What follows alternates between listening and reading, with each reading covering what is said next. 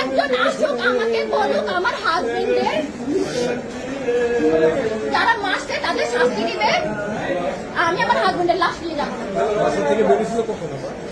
আমার হাজবেন্ড বেরোছে 2 ঘন্টাও হয় নাই ভাই। 1 ঘন্টার মাথায় 1 ঘন্টা তাও সেখানে আছে যেখানে আছে। 1 ঘন্টার মাথায় কেন ওকে মারবে? ওকে বাসা থেকে বের হতে পারবে না? বাসা কোথায় ছিল? আমার বাসা রায়বাগ মোহাম্মদবাগ। রায়বাগ মোহাম্মদবাগ। উনি কোথায়? না একদম না, বের করবেন না, একদম সাংবাদিককে বের করবেন না আপনারা। বের করার মতো নাই আপনাদের নাই। না ভাইয়া একদম না, আসুক। ভাইয়া আমার 2 বছরের বাচ্চা, আমি কি জবাব দিব? 2 বছর মাত্র, জন্মদিনটা গেছে।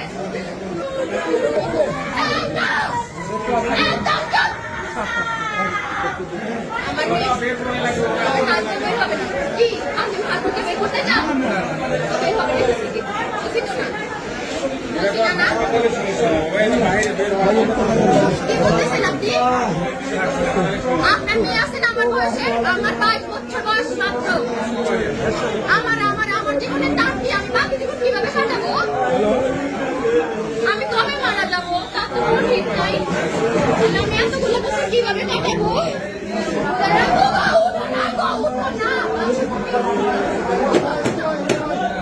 আমি বিধবা, আমার কি বিধবা হওয়ার বয়স হয়েছে বলেন? আমার মাত্র 22 বছর। কিভাবে আমাদের সাথে তুমি রাত্রে ঘুমাইবা না? বলো না, নোজারানা ঘুমতে টুটি তোমার একটা বয়সে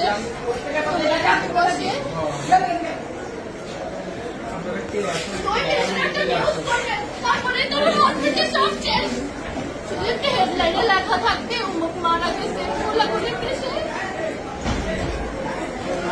একটু উত্তর দেন না প্লিজ।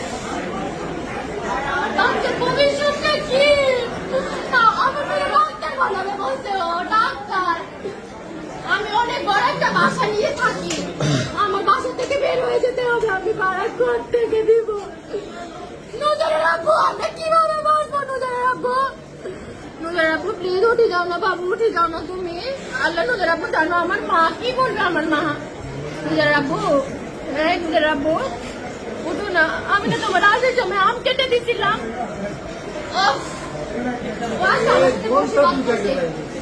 আল্লাহ আমি মানি, আমার হাজবেন্ড মারা গেছে, আমি মানি না। কোথায় ছাত্ররা কই? ছাত্ররা কই? কোথায় ছাত্ররা? আর প্রধানমন্ত্রী কই? উনি কখন মানবে বিচার? ওদের ইয়ে কখন মানবে? উনি কজন মারা গেলে? উঠো, তুমি ছাড়া আমাদের কেউ নাই, বিশ্বাস করো। আমরা এই দেশ ছেড়ে চলে যাবো, তুমি উঠো। নিজেরা রাখবো,